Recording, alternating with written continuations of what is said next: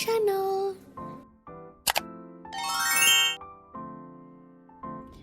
Assalamualaikum warahmatullahi wabarakatuh. Perkenalkan, nama saya Sabrina Maharani Iksan dengan NIM K0212111060 dari kelompok praktikum 7 Program Studi Ilmu Gizi Fakultas Kesehatan Masyarakat Universitas Hasanuddin. Pada kesempatan kali ini saya akan menjelaskan mengenai uji pengendapan protein dengan garam.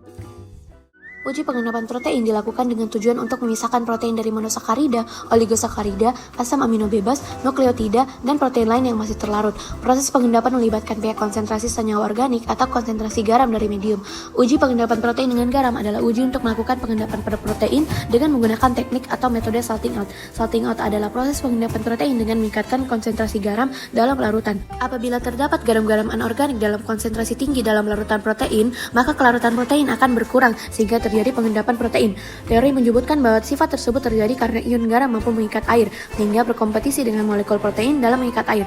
Uji pengendapan protein dengan garam juga membantu dalam diferensiasi protein, karena beberapa protein akan mengendap di bawah konsentrasi garam yang lebih rendah, sementara yang lain membutuhkan konsentrasi garam yang lebih tinggi.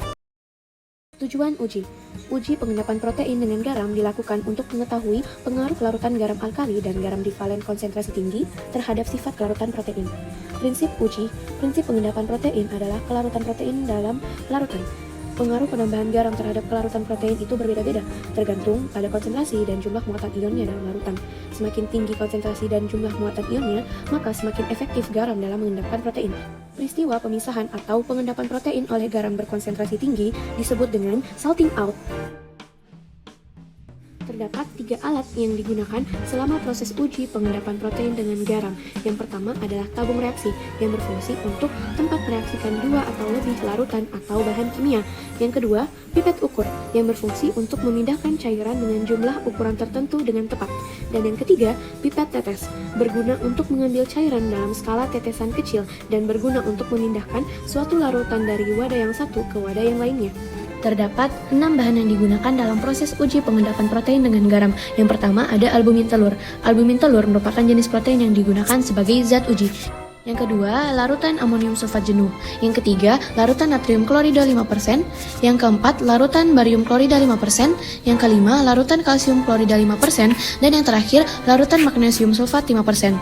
Larutan amonium sulfat jenuh, larutan natrium klorida 5%, larutan barium klorida 5%, larutan kalsium klorida 5%, serta larutan magnesium sulfat 5% merupakan jenis-jenis larutan garam yang akan dijadikan sebagai prereaksi untuk direaksikan dengan albumin telur agar dapat menghasilkan endapan. Langkah pengerjaan yang pertama adalah sediakan 5 tabung reaksi, masing-masing isilah dengan 2,5 ml albumin telur. Albumin telur digunakan karena merupakan jenis protein monomer yang larut dalam air dan larutan garam. Langkah kedua, pada tabung 1, 2, 3, 4, dan 5 berturut-turut tambahkan larutan natrium klorida 5%, larutan barium klorida 5%, larutan kalsium klorida 5%, larutan magnesium sulfat 5%, dan larutan amonium sulfat jenuh setetes demi setetes sampai timbul endapan. Penambahan garam sedikit demi sedikit bertujuan untuk menambahkan garam dalam konsentrasi rendah sehingga protein larut dalam larutan garam atau disebut dengan salting in. Proses salting in merupakan proses di mana saat konsentrasi garam yang rendah akan meningkatkan kelarutan protein karena ion-ion berinteraksi dengan gugus bermuatan pada permukaan protein dan mengganggu dengan kekuatan elektrostatik yang kuat sehingga kelarutan protein akan terus meningkat sejalan dengan peningkatan konsentrasi garam yang apabila konsentrasi garam mengalami peningkatan terus-menerus maka kelarutan protein akan turun. Kemudian pada konsentrasi garam yang lebih tinggi protein akan mengendap.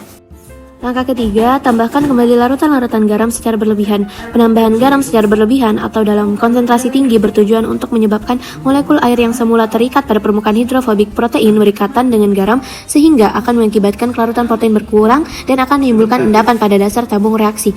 Pengendapan terjadi akibat semakin banyaknya molekul air yang berikatan dengan ion-ion garam sehingga protein saling berinteraksi, teragregasi, dan mengendap atau disebut dengan proses salting out. Langkah terakhir adalah kocokkan tabung, kemudian amati perubahan yang terjadi. Pengocokan tabung bertujuan untuk menghomogenkan serta mencampurkan reagen yang diteteskan sebelumnya agar dapat tercampur rata dengan sampel yang sedang direaksikan dalam tabung.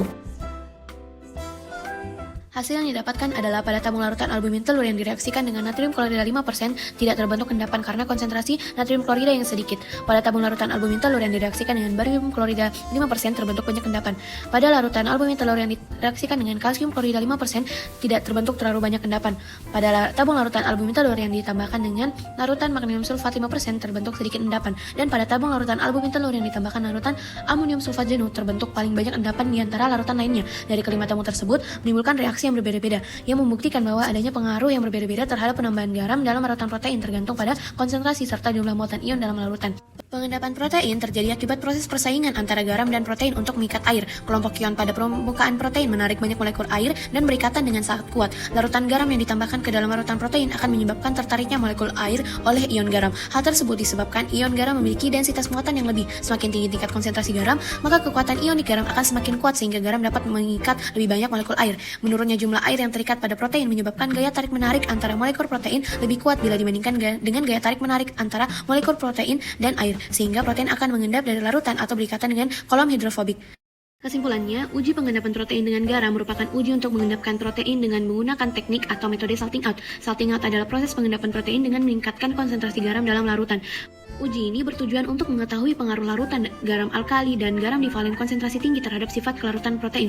Hasil yang didapatkan dari uji ini adalah tabung larutan albumin telur yang ditambahkan natrium klorida 5% tidak terbentuk endapan.